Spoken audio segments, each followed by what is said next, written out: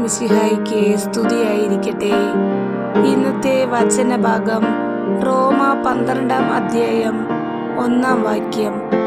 നിങ്ങളുടെ ശരീരങ്ങളെ നിർമ്മലവും ദൈവത്തിന് പ്രീതികരവുമായ സജീവ ബലിയായി സമർപ്പിക്കുവിൻ. ഇതായിരിക്കണം നിങ്ങളുടെ യഥാർത്ഥമായ ആരാധന.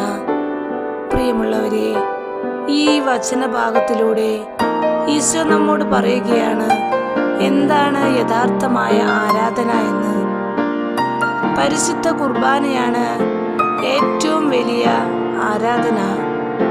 എന്നാൽ നമ്മുടെ ശരീരത്തെ പാപത്തിൽ നിന്നും അകറ്റി ദൈവത്തിന് പ്രീതികരമായി ജീവിച്ചുകൊണ്ട് ആ ബലിയിൽ പങ്കുകൊള്ളുമ്പോഴാണ് അത് യഥാർത്ഥമായ ആരാധനയായി മാറുന്നത്.